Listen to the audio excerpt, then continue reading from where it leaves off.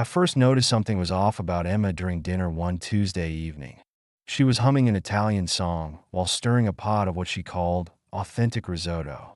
Now, my wife of 8 years had never shown any interest in cooking beyond microwaving leftovers. Yet here she was, swaying her hips to That's Amore, while consulting her phone for what must have been the 100th time that evening. Honey, this Alessandro says my technique is improving, she beamed, showing me a text message. I raised an eyebrow, fork halfway to my mouth. Alessandro. Oh, Chef Alex, Alessandro Romano, she corrected herself, cheeks slightly flushed. He's my cooking instructor at the new culinary school downtown. I nodded slowly, watching her practically dance around our newly renovated kitchen. The kitchen that now housed about $3,000 worth of new Italian cookware. And Chef Alex gives all his students personal feedback via text. I asked, trying to keep my voice neutral. Emma waved her hand dismissively, her gold bracelet, another recent acquisition, catching the light. Only his serious students, she replied, turning back to her risotto. He says I have a natural talent. I bet he does, I thought, noting how her cooking outfit had evolved from sensible clothes to designer pieces that looked more suited for a fashion show than a kitchen. The cooking classes had started 2 months ago. Emma had come home one day, excited about a promotional flyer she'd seen for Taste of Italy with Chef Alessandro. It'll be fun, she'd said. Plus, you're always complaining about my cooking. I hadn't complained that much, but I'd supported the idea. After all, who wouldn't want their wife to learn some culinary skills? But something about this whole situation wasn't sitting right with me. The classes were supposedly 3 hours long, from 6 p.m. to 9 p.m. Yet Emma never made it home before 11 p.m. Traffic, she'd say, or we had to clean up, or my personal favorite, extra practice time. I'm a software engineer. We're trained to spot patterns. And this pattern was starting to look less like cooking classes and more like something else entirely. The next morning, I decided to do some research on this Chef Alessandro. A quick Google search brought up his website, complete with professional photos that looked more like GQ shoots than culinary portraits. Alessandro Alex Romano, 35, had apparently trained in Italy before moving to the States.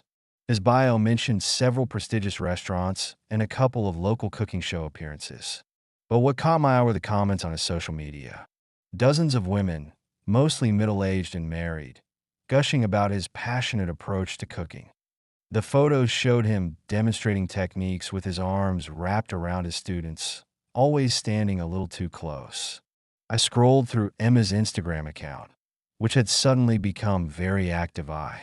In the past 2 months, there she was in photo after photo, beaming next to Chef Alex, learning the perfect pasta twist.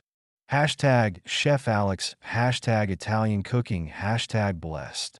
Master Chef showing us his secret sauce. Hashtag culinary heaven, hashtag Chef Alex. The hashtags made me want to gag, but it was the comments that really got to me. Chef Alex seemed to comment on every single one of her posts. Beautiful technique, Emma. Can't wait for our next lesson. Your passion for Italian cuisine shines through. See you tomorrow. Each comment followed by a string of emojis that seemed less than professional. I closed my laptop and leaned back in my chair, my mind racing. That evening, I called my old college buddy, Tom Murphy, now a successful divorce lawyer. Hey man, got time for a drink?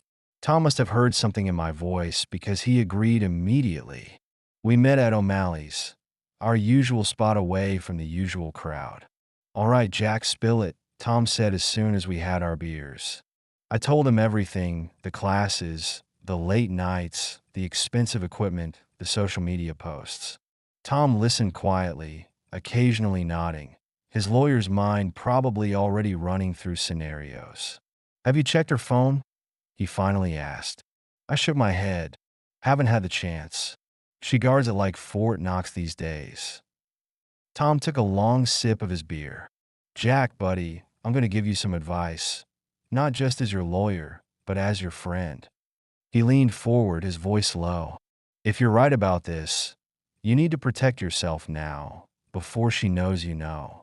What do you mean? I've seen this 100 times. Wife finds exciting new hobby, meets exciting new man, suddenly decides she needs to find herself. He made air quotes with his fingers. And guess what happens to the husband's assets when she does? I felt my stomach sink. They get divided in the divorce? Tom laughed without humor. More like decimated. But only if you're not prepared. He pulled out a notepad and started writing. First thing tomorrow, you're going to open a new bank account at a different bank. Isn't that illegal? Not if you do it right. We'll set up a legitimate home renovation business. He continued writing. Start moving small amounts of money. Nothing suspicious. Document everything. Her late nights, unusual expenses, anything that seems off. And for God's sake, get into that phone. I left O'Malley's with a game plan and a slightly clearer head. The next few weeks were a blur of careful preparation. I opened the new bank account under Thompson Home Renovations LLC. Started selling off valuable items on eBay under an alias. Moved our important documents and family heirlooms to a safety deposit box, all while watching Emma fall deeper into her culinary adventure. She was now spending money like water on cooking supplies. Italian cookbooks that never seemed to leave their pristine condition. Expensive wines for tea. Aston notes. Designer aprons that cost more than my work suits. And then there were the mysterious dinner receipts I found in her car. Intimate Italian restaurants across town. Always for two, always late at night. I documented everything, building my case piece by piece. But I needed definitive proof. My chance came one night when Emma took a sleeping pill for her migraine. As soon as her breathing steadied, I carefully picked up her phone. The password was still my birthday. At least it hadn't changed. What I found made my blood boil. Hundreds of messages between her and Chef Alex. They started innocently enough. Questions about recipes, cooking techniques. But they quickly evolved into something else entirely. Your hands were so graceful kneading that dough today. I can't stop thinking about how you taste tested my sauce. These private lessons are our little secret. I took screenshots of everything, sending them to my secure email. Then I noticed something else. Calendar entries for extra practice sessions. Always at his private kitchen. Always late at night. I had seen enough. But knowing wasn't enough. I wanted revenge. Not just any revenge, but something that would hit both of them where it hurt most. Their precious reputation in the culinary world. The next morning, I started planning my masterpiece. I called Tom again. I need to enroll in a cooking class. You hate cooking, he reminded me. Not anymore. I just discovered my passion for Italian cuisine. Tom was silent for a moment. You're going to do something stupid, aren't you? Absolutely. But I'm going to do it smart. I spent the next week preparing everything. Ordered some industrial-strength laxatives from a questionable online source. Bought the strongest super glue I could find. Set up a small camera disguised as a cooking timer. And most importantly, enrolled in Chef Alessandro's most expensive class, Italian Dessert Masterclass. The same class Emma had been raving about for weeks. The one that was going to be live-streamed for his growing online audience. Emma nearly choked on her coffee when I told her I'd signed up. You what? Surprise, honey. I thought it would be fun to share your passion. Her face went through about 5 different emotions before settling on forced enthusiasm. That's great, honey. Really great. I could practically see the wheels turning in her head. How was she going to manage her little affair with her husband in the same class? But I just smiled and asked her to help me pick out an apron. The day of the class arrived, and I showed up early, wearing my brand new apron that read "Kiss the Cook" in giant letters. Emma was already there, helping Chef Alex set up the workstations. The famous Chef Alessandro was exactly as his photos suggested, tall, dark, and handsome in that artificial way that screamed, I spend more time on my hair than most people spend sleep. ING. He froze slightly when Emma introduced us. Alex, this is my husband, Jack. Jack, this is Chef Alessandro. I pumped his hand enthusiastically, noting how his perfect smile didn't quite reach his eyes.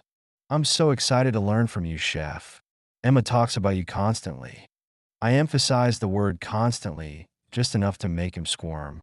The other students started filing in, mostly women, mostly middle-aged, all looking at Chef Alex like he was a piece of Italian chocolate. I positioned myself right at the front, making sure I was in clear view of the live streaming camera. Today, we're making tiramisu, Chef Alex announced, his accent suddenly thicker than it had been during our introduction. The key to perfect tiramisu is in the mascarpone cream. I bet it is, I thought, patting my pocket where the laxatives waited. The show was about to begin. The class started with Chef Alex demonstrating the proper technique for making ladyfingers. I made sure to be the most enthusiastic student he'd ever had. Chef, is this how you hold the piping bag? I asked, deliberately squeezing too hard. Batter sprayed across the counter, some landing on his pristine white jacket. Oh gosh, I'm so sorry. I'm just so excited to learn. Emma shot me a warning look, but I just grinned back innocently. Perhaps a bit more gentle, Chef Alex suggested, trying to maintain his composure. As he moved around the room, I noticed how his hand lingered on Emma's shoulder when he passed her station. Time to kick things up a notch. Hey, Chef, quick question about these ladyfingers. I called out loudly. Do they need to be as firm as the ones you've been giving my wife in her private lessons? Several students giggled while Emma turned bright red. Chef Alex cleared his throat uncomfortably. Let's focus on the technique, yes? The live stream chat was already buzzing with comments. Who's the funny guy in the Kiss the Cook apron? OMG, did he just say what I think he said? As we moved on to the coffee syrup, I made sure to create even more chaos. Oops, I exclaimed as I accidentally knocked over my coffee mixture. It splashed across the floor, creating a brown puddle that several students stepped in. No worries, just adding some excitement to the floor show. The chat loved it.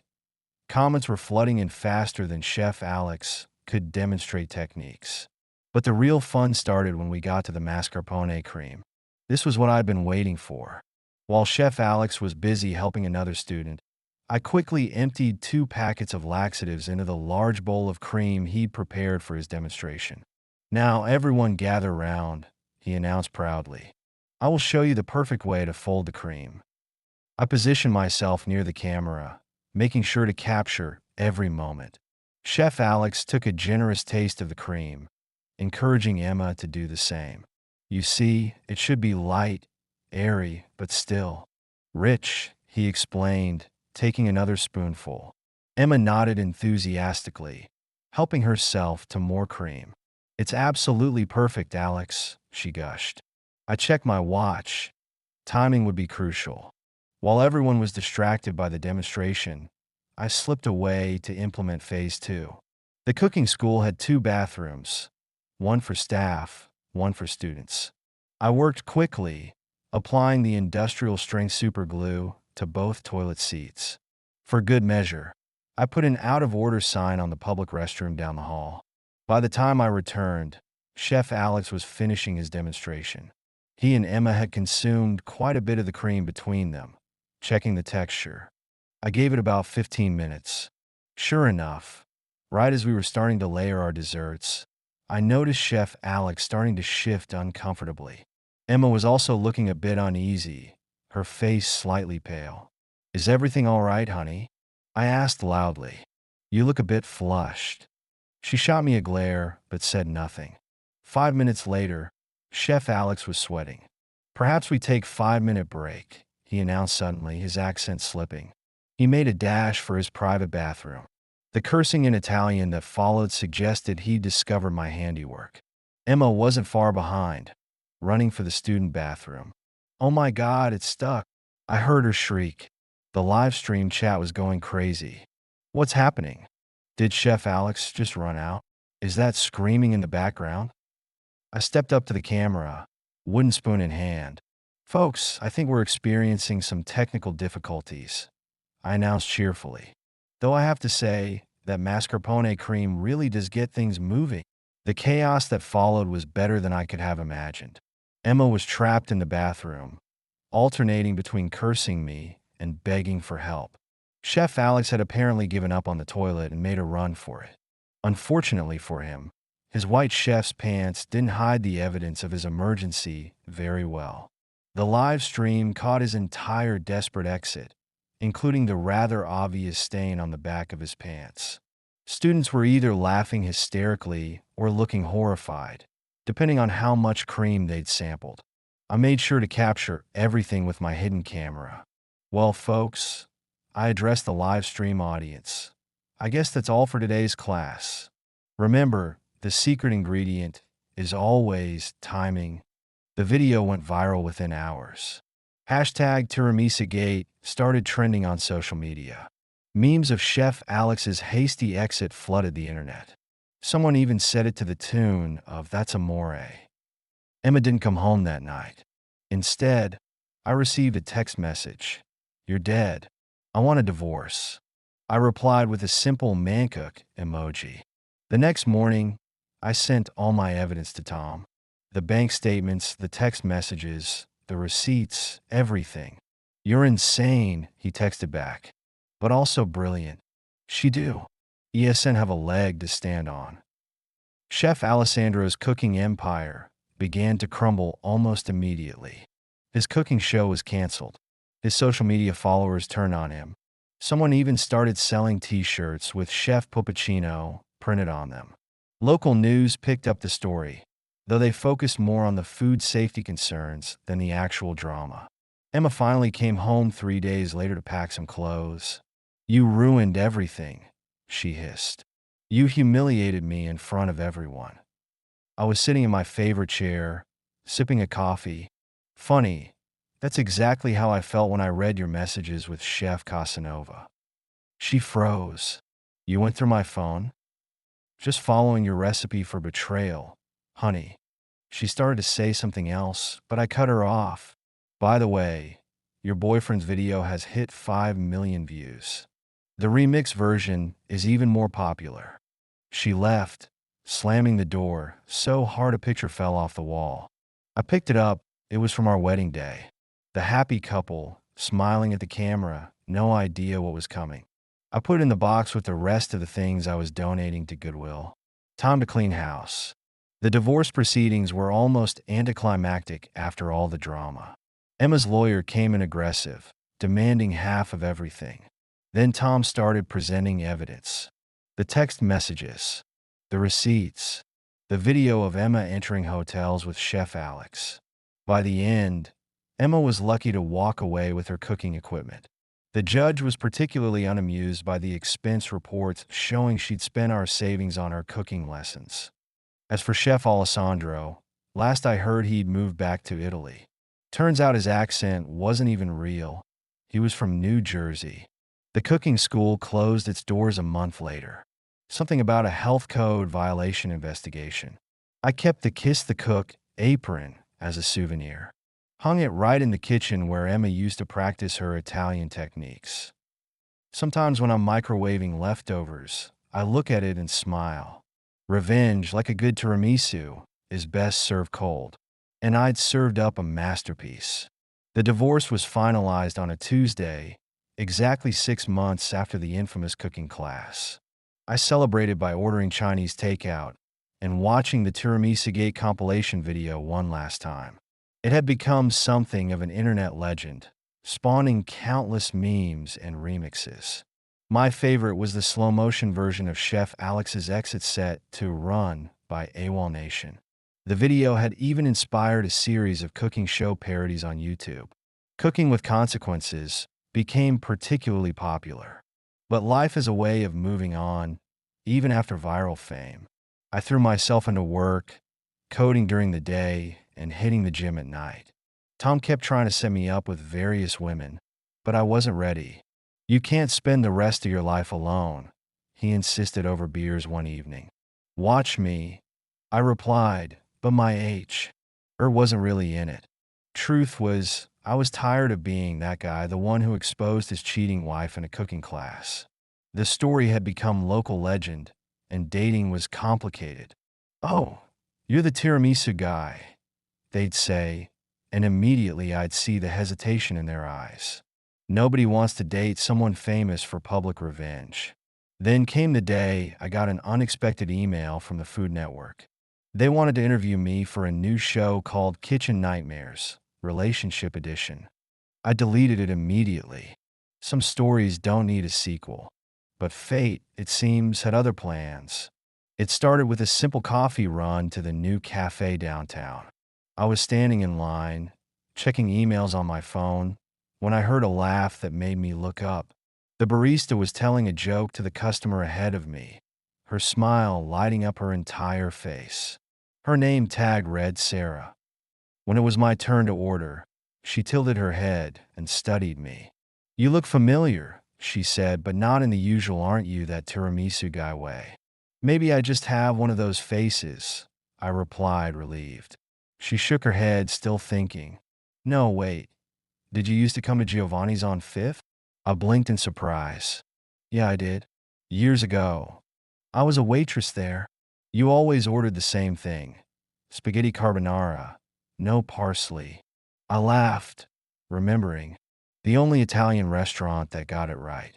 "Until they hired that awful new chef." She rolled her eyes. "Alessandro something?" My jaw dropped. "You knew Chef Alex?" "Unfortunately. He hit on every female staff member until the owner fired him." She leaned in conspiratorially. "Between you and me, his authentic Italian recipes came from the back of pasta boxes." I couldn't help it. I burst out laughing. "You have no idea how perfect that is." She raised an eyebrow, intrigued. "Oh, do tell." "It's a long story," I warned. "I get off at 5, she replied with a smile.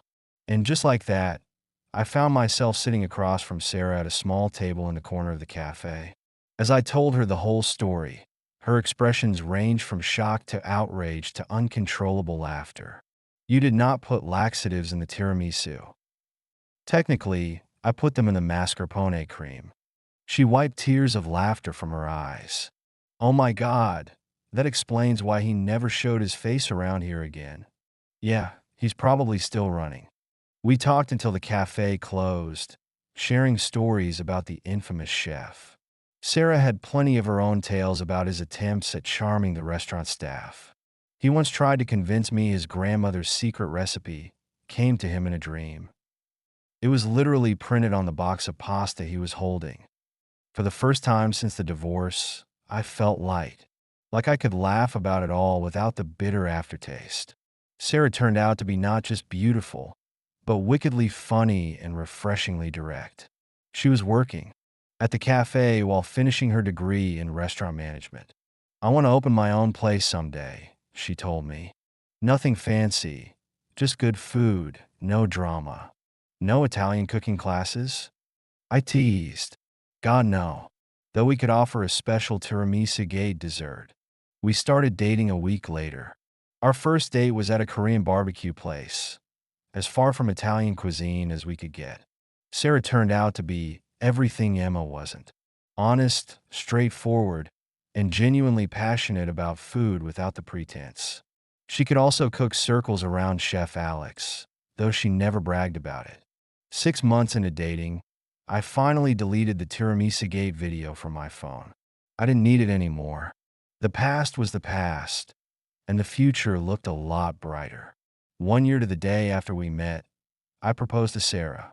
Not in a fancy restaurant, but in her tiny kitchen while she was teaching me how to make real carbonara.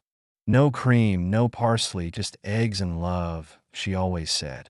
She said yes before I even finished asking.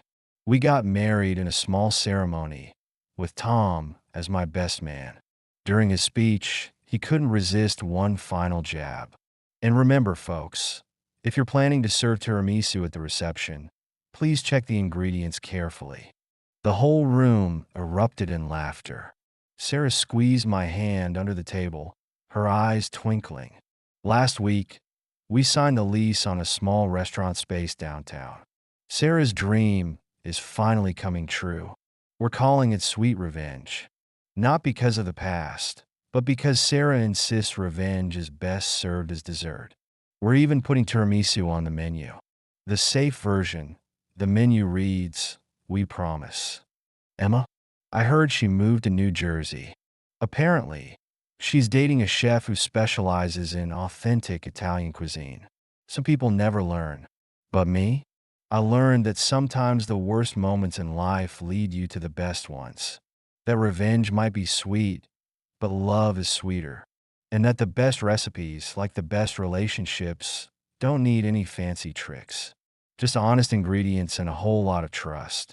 Sarah and I still laugh about the whole thing sometimes, especially when customers recognize me and ask for the story. Tell them about the time you caught your wife with a fake Italian chef, they beg. But I just smile and shake my head. That's an old recipe, and I've got better ones now. Besides, Sarah's tiramisu is the best in town. And this time, I know exactly what's in it. And